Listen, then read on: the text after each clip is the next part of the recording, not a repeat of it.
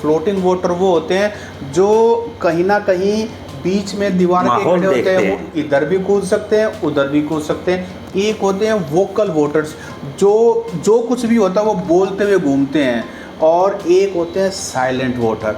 BJP का जो voter है वो साइलेंट वोटर है, सबकी सुनता रहता है, बोलता नहीं है। जिस दिन चुनाव में मतदान होता है वहाँ जाकर अपना मुक्का मारता है। तो सुखविंदर मांडी का इलाज किया, नैना चौटाला तो यहाँ से हिम्मत ही नहीं कर खत्म कर दी, खत्म ही कर दी एक तरह से। बिल्कुल। और इस बार नरपेंद्र मांडी एक बार ही विधायक बने, अच्छा, उसको भी खत्म कर दिया। कर्नल रघुवीर सिंह छिल्लर को भी ऐसे ही खत्म कर दिया, रणवीर मंदोला को ऐसे ही कर दिया। मतलब सिर पे उठा के और फिर ऊपर से पटक देते हैं। ऊपर से पटक दे।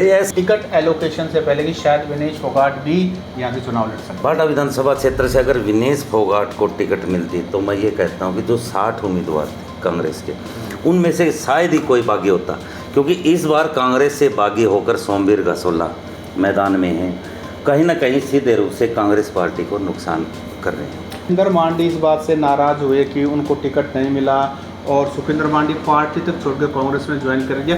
तो मेरे दो सवाल हैं, सुखविंदर मांडी को टिकट ना देना क्या सही निर्णय था, और उनका कांग्रेस में जाना क्या कांग्रेस प्रत्याशी को फायदा कर रहा है? चौधरी सतपाल सांगवान 365 गुणा 7 मतलब 365 दिन लगातार फील्ड में रहना, धरती पकड़ देता है। और जो 6 चुनाव जो लड़े हैं उनमें कहीं ना कहीं सुनील सांगवान का एक्सपीरियंस होगा, मैनेजमेंट का होगा, पता है कि परिवार का हिस्सा है, राजनीतिक परिवार है कि कैसे चुनाव लड़ा जाता है। ये एक्सपीरियंस इनको काम आने वाला है इस बार। ये कहा कि मैं राजनीति से दूर रहूँगा, कभी राजनीति नहीं करूँगा। अरविंद केजरीवाल की तरह बड़ा एग्जाम्पल है, इंडिया अगेंस्ट करप्शन। और सोमवीर घसोला भी सेम उसी तरह, पहले समाज सेवी का नाम था और इस बार चुनाव भी लड़ रहे हैं। तो असली इंटेंशन उनकी फिर राजनीति में आना ही होता है। नमस्कार साथियों, खबर खगाटा के इस डिजिटल प्लेटफॉर्म पर आपका स्वागत है। मैं प्रदीप साहू एक बार फिर आपके सामने हाजिर हूँ। विधानसभा चुनाव का प्रचार अंतिम चरण पर पहुँच गया है। क्या हालात हैं इस समय, किसका माहौल किस तरफ है, इस बात को लेकर आज हम चर्चा कर रहे हैं। हमारे साथ बीबीसी के वरिष्ठ पत्रकार सतसिंह धनखड़। तो धनखड़ साहब, बहुत बहुत स्वागत आपका इस चर्चा में। पहले तो धन्यवाद, और आपका भी स्वागत है हरियाणा फाइल्स के इस प्लेटफॉर्म पे। और दोनों ऑडियंस को बता दूं कि हम दोनों इकट्ठा ही 2 कैमरों से ये प्रोग्राम शूट कर रहे हैं। ये प्रदीप साहू हैं, वरिष्ठ पत्रकार हैं, बहुत सारे राष्ट्रीय अखबारों में और चैनल्स में काम करते हैं। आज मेरा दादरी ग्राउंड रिपोर्ट करने को आना हुआ और आते ही मेरी मुलाकात हुई प्रदीप साहू जी से। तो साहू साहब, आपका भी स्वागत है। बहुत बहुत स्वागत है। आज तो ये बड़े सुखद की बात है कि एक ही चर्चा में दोनों हम शूट कर रहे हैं। दादरी और बाड़ा विधानसभा की हम चर्चा करने वाले हैं जी। तो साहू साहब, पहले क्योंकि आप यहाँ के रहने वाले हो और मैं बाहर से आया हूँ, तो मैं आपसे ये जानना चाहूँगा, दादरी में जो है मेन मुकाबला तो बीजेपी और कांग्रेस के प्रत्याशियों में दिख रहा है, बाकी यहाँ और भी कैंडिडेट है, पहले उनकी बात कर लें, फिर मेन कैंडिडेट बाद में आएंगे। देखो सतसिंह जी, सबसे पहले मैं बता दूं कि चरखी दादरी में 18 और बाड़ा विधानसभा क्षेत्र में 15 कैंडिडेट चुनावी मैदान में हैं। दादरी विधानसभा की बात करते हैं तो दादरी विधानसभा में 2,05,000 के करीब आसपास वोटर्स हैं, और दादरी शहर को छोड़कर 65 गांव दादरी विधानसभा में लगते हैं। और इस बार सीधे रूप से कांग्रेस वर्सेस बीजेपी के बीच में कांटे का मुकाबला। क्या ये दोनों ही विधानसभा में ऐसा है? बाड़ा विधानसभा में हालांकि जो निर्दलीय प्रत्याशी हैं भाजपा और कांग्रेस के बीच में, निर्दलीय प्रत्याशी जो हरियाणा माइनिंग एसोसिएशन के प्रधान भी हैं और निर्दलीय और पंचायती उम्मीदवार हैं सोमवीर घसोला, वो शायद कांग्रेस से टिकट ही मांग रहे थे। कांग्रेस से टिकट मांग रहे थे और उनको टिकट नहीं मिला, तो इसको लेकर वो बागी हो गए और इंडिपेंडेंट। तो हम ऐसा करते हैं, दादरी मेन सीट है, पहले हम बातचीत करते हैं बारडा की। बारडा में मैं इस बात से शुरू करना चाहूँगा कि अभी शायद 1-2 दिन पहले दीपेंद्र सिंह हुड्डा आए थे, साथ में विनेश फोगाट आई थी। तो वहाँ जो कांग्रेस और बीजेपी के प्रत्याशी हैं, कांग्रेस के प्रत्याशी सोमवीर शोराण है और उमेद पातुवास बीजेपी के कैंडिडेट हैं। तो क्या आपको लगता है शोराण साहब को कुछ बेनिफिट मिला उनके आने से? पहले मैं दर्शकों को ये बता देता हूँ कि बाड़ा विधानसभा जो क्षेत्र है वो पूरी तरह से ग्रामीण है। करीब 2 लाख यहाँ वोटर्स हैं। पिछली बार जननायक जनता पार्टी से नैना सिंह चौटाला यहाँ से विधायक बनी हैं और जैसे जैसे चुनाव प्रचार इस बार विधानसभा चुनाव में चुनाव प्रचार गति पकड़े हुए है, अंतिम चरण में प्रचार चल रहा है। 2-3 दिन पहले दीपेंद्र सिंह हुड्डा आए थे, उनके साथ विनेश फोगाट भी थी। दीपेंद्र सिंह हुड्डा ने अपना रोड शो किया था कांग्रेस प्रत्याशी सोमवीर सोराण के पक्ष में। हालांकि पूरा विधानसभा कवर नहीं कर पाए वो, फिर भी एक मैसेज देने का प्रयास किया गया कि कांग्रेस यहाँ पर, क्योंकि लोगों के बीच में एक बार विधानसभा में इस बात के लिए इस बार ये चर्चा थी कि कांग्रेस ने सोमवीर सोराण को बाहरी तौर पर उतार दिया। ये वैसे बारडा में है कि बाहर से आके यहाँ विधायक बन जाते हैं, कुछ क्या वरदान है बारडा को, यही अभिशाप है, क्या लोकल नेता नहीं है यहाँ पे? देखो, बारडा विधानसभा क्षेत्र की जनता का मिजाज भी कुछ अलग ही है। जिसको ये मानते हैं उसको तिलक भी लगा देते हैं और जिसको नहीं मानते उसका इलाज भी करते हैं। जो एक बार यहाँ से विधायक बन गया अगली बार उसको विधायक नहीं बनाते। तो सुखविंदर मांडी का इलाज किया, नैना चौटाला तो यहाँ से हिम्मत ही नहीं कर खत्म कर दी, जहाँ खत्म ही कर दी एक तरह से। बिल्कुल। और इस बार नरपेंद्र मांडी एक बार ही विधायक बने, अच्छा, वो भी उसको भी खत्म कर दिया। कर्नल रघुवीर सिंह छिल्लर को भी ऐसे ही खत्म कर दिया, रणवीर मंदोला को ऐसे ही कर दिया। मतलब सिर पे उठा के और फिर ऊपर से पटक देते हैं। ऊपर से पटक दे, ऐसा मिजाज इस तरह का। कुछ प्रत्याशियों की कमी भी रहती है, काम नहीं करवा पाते होंगे। बिल्कुल, क्योंकि यहाँ के जो जनता है वो ये सोचती है कि लोकल अगर यहाँ से कोई कैंडिडेट होता, नैना सिंह चौटाला बाहरी थी, यहाँ पर दावा किया सीएम की, डिप्टी सीएम की माता, पावरफुल एमएलए, बावजूद उसके जो काम होने चाहिए थे वो नहीं कर पाए। इस बार ये ज़रूर चला शुरू में कि कांग्रेस का बाहरी प्रत्याशी है, लेकिन अब उसका असर कुछ कम दिखाई दे रहा है, क्योंकि दीपेंद्र आने के बाद उसने ये कहा कि मेरी जिम्मेदारी बनती है। विनेश ने भी ये कहा कि यहाँ की एक एक वोट अगर दोगे मुझे तो एक मेरे लिए गोल्ड मेडल के बराबर होगा। विनेश फोगाट का जो गांव है बलाली, वो कौन सी विधानसभा में आता है? बारडा विधानसभा। बारडा विधानसभा, बलाली और कराली दोनों बिल्कुल बारडा में आते हैं। बारडा विधानसभा। एक बार शायद ये बात भी चली थी कि टिकट एलोकेशन से पहले कि शायद विनेश फोगाट भी यहाँ से चुनाव लड़ सकते हैं। बारडा विधानसभा क्षेत्र से अगर विनेश फोगाट को टिकट मिलती तो मैं ये कहता हूँ कि जो 60 उम्मीदवार थे कांग्रेस के, उनमें से शायद ही कोई बागी होता, क्योंकि इस बार कांग्रेस से बागी होकर सोमवीर घसोला मैदान में हैं, कहीं ना कहीं सीधे रूप से कांग्रेस पार्टी को नुकसान कर रहे हैं। अच्छा, सोमवीर सोराण की थोड़ी सी वो बताएं, उनकी प्रोफाइल क्या है? सोमवीर सोराण गागड़वास गांव के रहने वाले हैं। लोहारू विधानसभा क्षेत्र के अंतर्गत इनका गांव आता है और लोहारू से पूर्व विधायक रहे हैं चौधरी बंसीलाल, मुख्यमंत्री जो रहते हैं उनके दामाद। अच्छा, उनके दामाद हैं और 3 बार लगातार कांग्रेस से लोहारू से हारे थे और इस बार बारडा विधानसभा से उनको उतारा गया। अच्छा, एक तो वो हारे हुए प्रत्याशी और दूसरा बाहरी प्रत्याशी, तो लोगों को लगता है कि भाई बारडा को ये कैंडिडेट है। कहीं ना कहीं मुझे ऐसा लगता है कि बंसीलाल परिवार को वो जो इस क्षेत्र में अकोमोडेट करने के लिए इसलिए क्योंकि अनिरुद्ध चौधरी को तो तोसा भेज दिया गया, तो इस क्षेत्र में खासकर जो सोराण बावले ये पड़ता है इलाका लोहारू और बारडा में, तो शायद उस बेस पर इनको यहाँ पर उतारा गया है। अच्छा, उमेद पातुआस जो है वो कैसे प्रत्याशी हैं? बीजेपी के प्रत्याशी हैं, उनका क्या प्रोफाइल है? उमेद पातुआस नेवी से रिटायरमेंट हैं। अच्छा। और उन्होंने 2009 में जिला परिषद का चुनाव लड़ा था और जिला परिषद में वो अच्छी वोट लिए थे। उसके बाद में उन्होंने 2014 में इंडिपेंडेंट चुनाव लड़ा, करीब 24,900 के आसपास उनकी वोट जो थी वो मिली थी बारडा विधानसभा क्षेत्र से। हालांकि 2019 का उन्होंने चुनाव नहीं लड़ा, लेकिन उनके अलग से अपनी टीम है और उनका व्यवहार लोगों के बीच में। क्या बिजनेसमैन वगैरह भी हैं? उनका क्या मतलब मेन बिजनेसमैन हैं साथ के साथ, लेकिन लोगों के बीच में लगातार रहना, उनकी अपनी अलग से टीम, ऊपर से पार्टी की टीम, तो कहीं ना कहीं ये तो है कि भी टक्कर तो दे रही है। सुखविंदर मांडी इस बात से नाराज़ हुए कि उनको टिकट नहीं मिला और सुखविंदर मांडी पार्टी तक छोड़कर कांग्रेस में ज्वाइन कर गया। तो मेरे 2 सवाल हैं, सुखविंदर मांडी को टिकट ना देना क्या सही निर्णय था, और उनका कांग्रेस में जाना क्या कांग्रेस प्रत्याशी को फ़ायदा कर रहा है? देखो, सुखविंदर मांडी को टिकट नहीं मिली, मुझे लगता है कि लोकसभा चुनाव में कहीं ना कहीं सांसद धर्मवीर सिंह के साथ इनका जो कॉम्बिनेशन था वो शायद नहीं बन पाया हो, इसलिए कुछ दूरियां रही हों, तो ये भी कारण हो सकता है। सुखविंदर मांडी ने पार्टी छोड़ दी टिकट कटने के बाद और कांग्रेस को समर्थन दिया है, तो इस चीज़ का कहीं ना कहीं ये तो है कि सुखविंदर मांडी का जो वोट बैंक है कुछ न कुछ प्रभावित तो करता है कांग्रेस की तरफ। तो क्या टिकट देना ठीक है था? मतलब पार्टी इनका टिकट काटा, एक तो धर्मवीर वाला फैक्टर हो गया, लेकिन इनकी अपनी एंटी इनकम्बेंसी भी थी, लोग इनसे नाराज़ भी थे क्योंकि जब 5 साल विधायक रहे तो शायद नैना चौटाला को इसलिए लोगों ने बनाया कि शायद ये काम नहीं करवा पाए।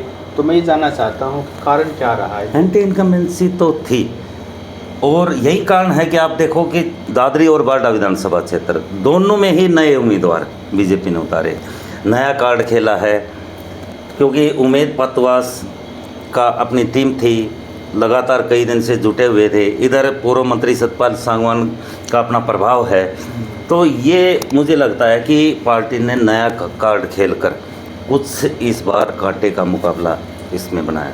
बारडा विधानसभा एक ऐसी विधानसभा है कि जिसमें शायद जाट जो वोटर्स हैं वो सबसे ज़्यादा है, 54% तो जाट वोटर्स हैं बारडा में। कास्ट जातिगत आंकड़ा क्या है यहाँ का, मोटा मोटा अगर दो देखो बारडा विधानसभा क्षेत्र में करीब 54% जाट वोटर है, तो डिसाइडिंग फैक्टर वही है, डिसाइडिंग फैक्टर वही है। दोनों और प्रत्याशी भी जाट हैं, दोनों प्रत्याशी भी, और तीसरा निर्दलीय प्रत्याशी जो कांग्रेस से बागी होकर इंडिपेंडेंट चुनाव लड़ रहे हैं, कहीं ना कहीं सोमवीर गसोला। तो गसोला उनका गांव का नाम है, गांव का नाम, उनके गांव का नाम, बिल्कुल। इनके सरनेम क्या है? शोरान है, सांगवान है, क्या है? उमेद सिंह सनवाल हैं और सोमवीर सनवाल हैं, और उमेद ना सोमवीर सिंह ये शायद मुझे लगता है 4 है।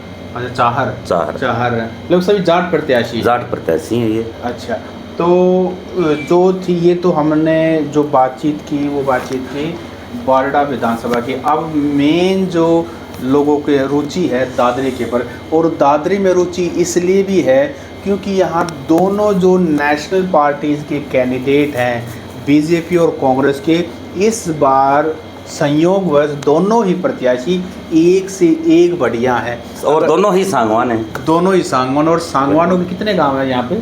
सांगवान तो 40 सांगवान बोला जाता है, लेकिन यहाँ करीब 22 गांव दादरी विधानसभा क्षेत्र में पड़ते हैं। और एक विशेष बात यह है कि दादरी में अब तक जो विधायक बने हैं, पहले रिजर्व सीट थी, जब से जनरल सीट बनी है चरखी दादरी, सांगवान और फोगाट गोत्र के ही विधायक बनते आ रहे हैं। राजदीप फोगाट इंडियन नेशनल लोकदल से बने थे, तो जगजीत सिंह सांगवान बने थे, मास्टर हुकम सिंह फोगाट थे जो कि मुख्यमंत्री भी रहे तक बने थे। बिल्कुल जी। तो दादरी बड़ा इम्पोर्टेंट है और ग्रामीण इलाका है, और यहाँ से फौजी और किसानों की धरती है, ये बड़ी वीरों की धरती है। अच्छा, यहाँ पर 2 प्रत्याशी हैं, सुनील सांगवान वो भी नौकरी छोड़ के आए हैं, मनीषा सांगवान जो कांग्रेस की प्रत्याशी हैं वो भी शायद असिस्टेंट प्रोफेसर रही हैं, दिल्ली में काम किया है, सेंट स्टीफन्स में पढ़ी हुई हैं। और सुनील सांगवान जो है वो लोगों से मिल करके रहते हैं, उनके पिताजी पूर्व मंत्री रहे हरियाणा सरकार में। तो दोनों का थोड़ा प्रोफाइल हमें वो बता दीजिए। देखो, सबसे पहले मैं बात करता हूँ सुनील सांगवान की। सुनील सांगवान के पिताजी सतपाल सांगवान 6 बार यहाँ से चुनाव लड़े हैं, 2 बार विधायक बने हैं, 1 बार सहकारिता मंत्री बने हैं। तो उस दौरान देखो कहीं ना कहीं ज़मीनी स्तर पर काम किया है।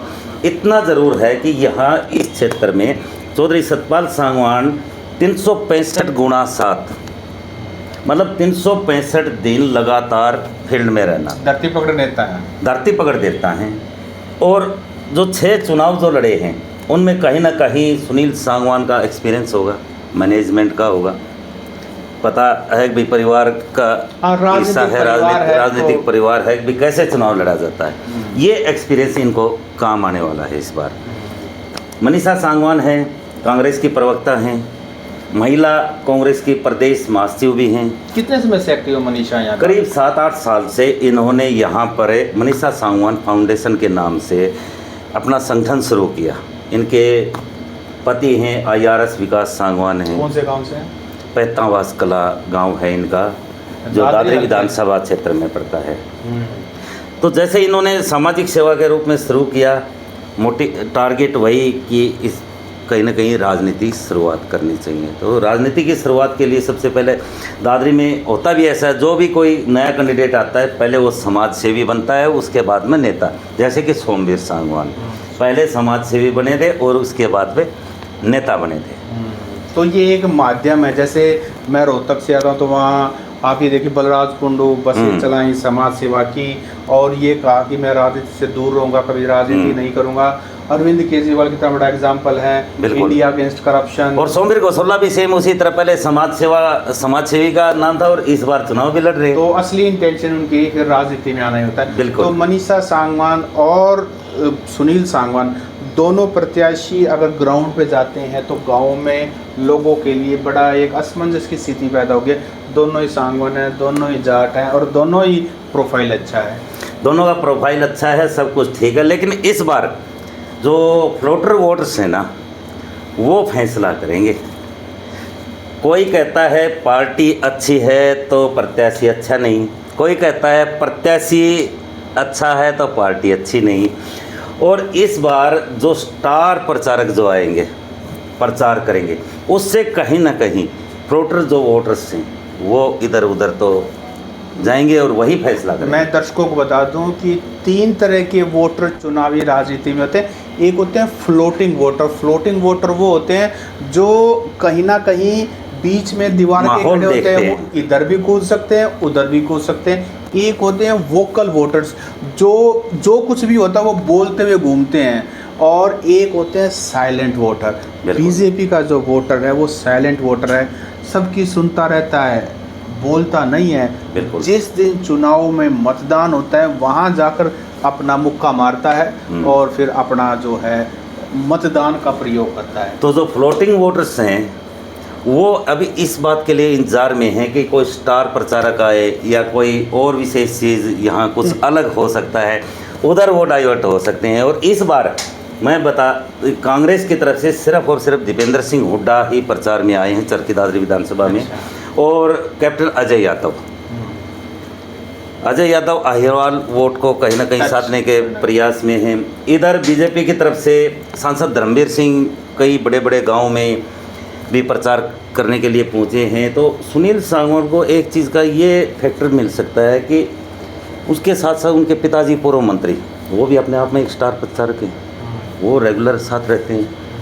सांसद धर्मवीर सिंह वो भी लगातार फील्ड में सप्ताह में 2 या 3 दिन तो लगातार हमने देखा है। मैंने सुना है जब लोकसभा चुनाव था तो उसके बाद जब परिणाम आया और चौधरी धर्मवीर सिंह यहाँ से दोबारा से सांसद बने तो वो स्पेशल सतपाल सांगवान का धन्यवाद करने आए थे कि अगर बीजेपी में आके मेरी मदद नहीं करते इस बार मेरा चुनाव फंस गया था। बिल्कुल फंस गया था, ये बिल्कुल आए थे। धर्मवीर सिंह ने स्पष्ट रूप से सतपाल सांगवान को भी ये बोला था कि अगर नहीं होते आप तो शायद वो जीत पाते। सब एक चीज़ और, अभी मैं चाय पी रहा था बाहर बस स्टैंड के आसपास, तो मैंने अपना काम है, हम तो लोगों को पूछते हैं, तो मैंने कहा इस बार दादरी में क्या है, तो उन्होंने कहा भाई दोनों टक्कर के हैं। फिर मैंने कहा कि सारी बातें ठीक हैं, फिर भी क्या लग रहा है, तो उन्होंने कहा कि देखो होगा क्या वो तो उसी दिन पता लगेगा जब परिणाम आएगा, लेकिन थोड़ा सा कांग्रेस का सरकार आने का एक हवा सी चल रही है, उसका बेनिफिट मनीषा को है। और जो सुनील सांगवान है उनके पिताजी लोगों के अंदर घुसे रहते हैं, लेकिन वो जो दल बदलते हैं उससे थोड़ा इशू है लोगों को। फिर 2 सेंटीमेंट जो देखो यहाँ पर दादरी विधानसभा क्षेत्र में जो मुद्दे हैं, नेशनल मुद्दे जैसे खिलाड़ी आंदोलन था, किसान आंदोलन था, या और वो सब मुद्दे गौण हो गए। यहाँ सिर्फ और सिर्फ प्रत्याशी को ही देखकर इस बार जो वोटर्स है वो फैसला लेने वाला है। हाँ, इतना ज़रूर है कि वो दल बदलने वाली बात है या और कुछ बात है, लेकिन लोगों में ये धारणा ज़रूर है कि यहाँ पर अगर विकास करवाया है, सतपाल सांगवान जी ने करवाया है और सुनील उनसे और अच्छा बेहतर करवाया, क्योंकि वो एक अधिकारी हैं, पता है उनको सरकारी सेवा वाला। और इस बार विशेष रूप से दादरी में ये भी एक इश्यू है, क्योंकि ये जेलर हैं, ये आते ही दादरी में सबसे पहले इन्होंने बोला कि भाई बदमाशों का इलाज करना जानता हूँ, अपराध मुक्त कैसे हो। तो ये कहीं ना कहीं महिलाओं की सुरक्षा की अगर बात आए, व्यापारियों की बात आए, लॉ एंड ऑर्डर पूरे हरियाणा में एक बहुत बड़ा इशू है। शहरों में खास करके व्यापारी को व्यापार करना है तो लॉ एंड ऑर्डर परफेक्ट होना चाहिए, वो सुरक्षित माहौल में होना चाहिए। क्राइम अगेंस्ट वुमेन एक इंटरनेशनल मुद्दा है, तो महिलाओं को, बच्चों को सुरक्षा चाहिए।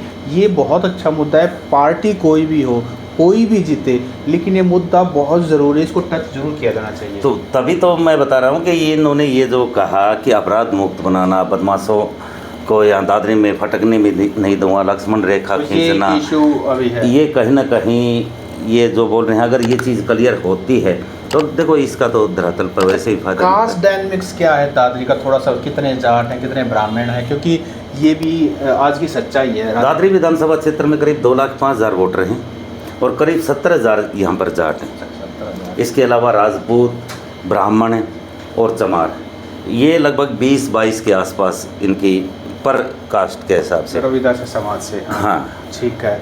और ये तो हो गया, ये दोनों राजनीतिक जो मेन पार्टीज के कैंडिडेट के अलावा क्या कोई ऐसा कैंडिडेट भी है जो अगर ज़्यादा वोट लेके जाता है तो किसी को नुकसान होगा? हाँ, कुछ प्रभावित हो सकता है, जैसे कि बीजेपी से बागी हैं यहाँ पर संजय छपारिया हैं, कहीं ना कहीं वो अच्छे वोटर्स ले जाएंगे तो बीजेपी को कर सकते हैं। ऐसे ही कांग्रेस के अजीत फोगाट जो कांग्रेस से बागी हो गए, इंडिपेंडेंट तौर पर चुनाव लड़ रहे, अगर वो ज़्यादा लेते हैं तो उस चीज़ का कांग्रेस को नुकसान हो सकता है। आम आदमी पार्टी का जो वोट बैंक है, धनराज सिंह कुंडू जो कि रोडवेज के जीएम हैं, उनके पुराने कर्मचारी हैं, नए कर्मचारी हैं, कहीं ना कहीं जो जाट वोटर्स हैं वो अगर ज़्यादा इधर करते हैं तो वो कांग्रेस को भी नुकसान हो सकता है इधर। तो हम क्या ये दोनों विधानसभा में ये 19-21 प्रिडिक्ट करने की पोजीशन में हैं कि किसको अब तक एज है? कांग्रेस को एज है दादरी में, या बीजेपी को एज है, या बारडा में कुछ हम ऐसा अब स्थिति में है, या लगभग टक्करें चल रही है? देखो फिलहाल जो मैं बारडा विधानसभा की बात करता हूँ तो वहाँ कांग्रेस कहीं ना कहीं मुझे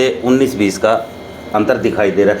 अगर इंडिपेंडेंट कैंडिडेट सोमवीर गसोला अच्छी वोट लेते हैं तो वो कांग्रेस का जो एज है वो ख़त्म हो जाएगा, तो मतलब एक किस्म का तिकोना मुकाबला भी हो सकता है। चरखी दादरी विधानसभा क्षेत्र में बिल्कुल कांटे की टक्कर है फिलहाल, जिसकी जो मैनेजमेंट अच्छी निकली और जो लास्ट में वोटर्स को अपनी तरफ लुभाएगा तो उस स्थिति में वो मित्र। और इस बार विशेष बात ये रहेगी, यहाँ जो कांटे की टक्कर है वो अंतिम दिन जो वोटर्स को क्या कुछ समझा पाता है और वोटर्स क्या फैसला लेते हैं उस पर डिपेंड करेगा। तो ये थी हमारी खबर खकाटा और हरियाणा फाइल्स के दर्शकों के लिए एक गर्मा गर्म चर्चा दादरी और बारडा विधानसभा की, जिस पे हमने लोकल सारे मुद्दे डिस्कस किए, प्रत्याशियों के बारे में बातचीत की, यहाँ का कास्ट कंपोजिशन क्या है उसके बारे में बातचीत की। आपको ये वीडियो कैसा लगा आप कमेंट करके बताएं। अगर आपकी राय अलग है, आपके पास कोई और वैल्यूएबल इनपुट है तो वो आप कमेंट करके बताएं। और जो हमारे ऑडियंस हैं, हरियाणा फाइल्स की ऑडियंस, खबर खकाटा को सब्सक्राइब ज़रूर करें और खबर खकाटा वालों से भी आप हरियाणा फाइल्स को भी ज़रूर सब्सक्राइब करें और कमेंट करें। और इतना मैं ज़रूर कहूँगा, सब ऑडियंस से एक आग्रह भी करता हूँ कि 5 अक्टूबर को चुनाव होगा, अपने वोट का प्रयोग ज़रूर करें। नमस्कार।